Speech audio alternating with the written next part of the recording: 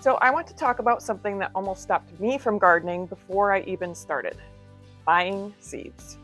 I walked into the store thinking I'd grab a few packets, maybe some herbs, maybe some lettuce, 1 or 2 tomatoes, and I left with 6 types of lettuce, 3 kinds of basil, flowers I'd nowhere to plant, and some tomato variety I'd never heard of that I was suddenly convinced I needed.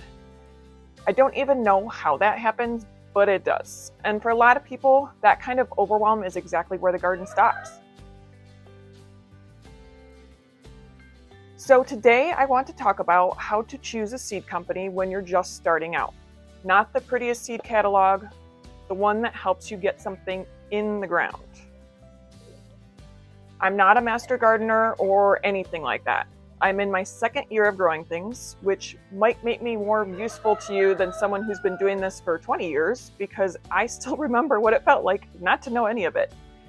I've killed things, I've overplanted, I've stood in a seed aisle for way too long, and I've also had things work, which I know what's worth paying attention to when you're just starting out. Here's the thing: experienced gardeners get really particular. They order tomatoes from one company, cut flowers from another, and then there's some small regional grower they've trusted for 15 years. And that's fine when you know what you're doing, but when you're new, that's just a lot. What you need is seeds you can find, directions you can understand, and varieties that make sense to your actual yard, not the Pinterest garden you've been imagining. And the number one tool for that: the back of the seed packet. Look at this. Everything you need is right here. When to plant, how deep, how much sun, spacing, how long until it germinates. I'm in my 2nd year and I still read the back of every packet. It's not extra information, it's the whole thing. Planting depth, specifically, is one of the easiest mistakes to make. A tiny lettuce seed and a bean should not be treated the same way. Some seeds barely need to be covered, some need light to germinate. If you bury everything at the same depth, some of them will never make it up through the soil. Spacing is another thing that people skip. Everything looks tiny when you're planting it, but by June that cucumber is in with the basil and the tomatoes are blocking the lettuce, and somehow marigolds are the only thing thriving because they were the ones that had enough room. Read the back of the packet before you buy it. That habit alone will save you so much frustration. For a first garden, I keep coming back to Ferry-Morse, and I want to explain in a way that's genuinely useful, not just they've been around since 1856, though they have. The practical reason is availability. You can find Ferry-Morse at major retailers. You can walk in, pick up a packet, read the back, and grab seed starting supplies in the same trip. That matters more than people think. You know, I've learned the difference between I'll start the garden over this weekend and I'll start it next year. It's just how often the first steps get smushed like that. If I have to order from 3 different places and wait 2 weeks for shipping, there's a much higher chance I talk myself out of it.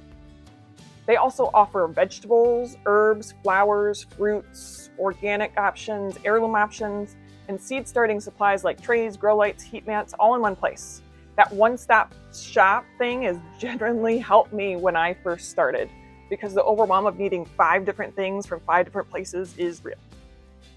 They also have a garden matchmaker quiz on their website, which sounds a little gimmicky, but it turns out to be useful when you're stuck in the "what do I even plant" stage.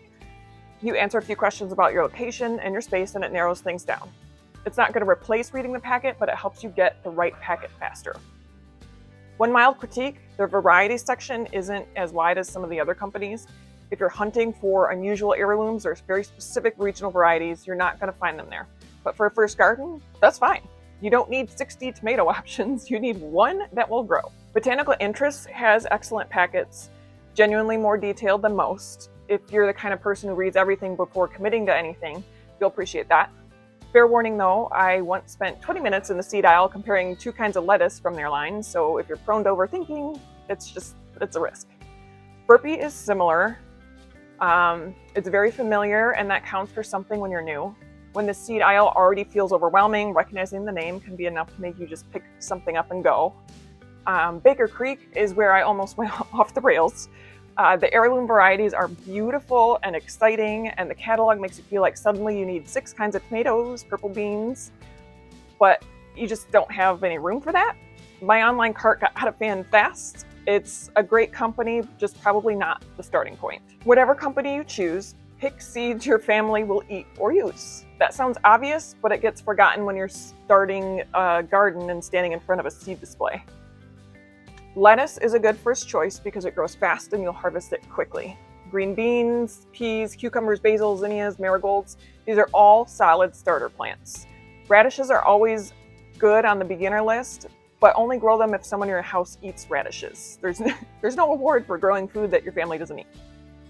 Herbs are underrated for beginners. Basil, parsley, cilantro, even a small amount changes what you cook. I grew lemon balm, and now I put it in everything. Tea, water, desserts. It's one of those plants where you genuinely love every time when you cook it. Flowers are worth including too, especially if you have kids. Zinnias and sunflowers give you something visible to track while the vegetables take their time. There's a particular panic that sets in when you check your seed tray every morning and it still looks like a tray of dirt. And I know that feeling. Before you assume something went wrong, check the packet. If it says germination takes 10 to 14 days, day 5 is not a crisis. It might just be day 5. Check your planting depth, your soil temperature, especially for basil, tomatoes, peppers, which really don't like cold soil. And make sure the soil is moist and steady, but not soggy. Wet and soggy is not the same as evenly moist, and it took me a little while to figure out the difference. Ferry-Morse does emphasize fresh seed and growing support, which is reassuring when you're new. But no company can control your windowsill, your cold snap, or your watering. Read what the guarantee covers instead of assuming it means every seed is guaranteed to grow. My advice for a first seed order, buy fewer packets than you want to. I know it's annoying because they're cheap and every variety looks harmless, but try to stick to something like 1 leafy green, 1 herb, 1 easy vegetable, 1 flower, and 1 thing just because it makes you happy. That could be lettuce, basil, green beans, marigolds, and 1 tomato. It could be spinach, parsley, cucumbers, zinnias, and sunflowers. Read the back of whatever you're considering, make sure it fits your space, and make sure someone in your house will want it. And then just plant the garden. That's the whole point.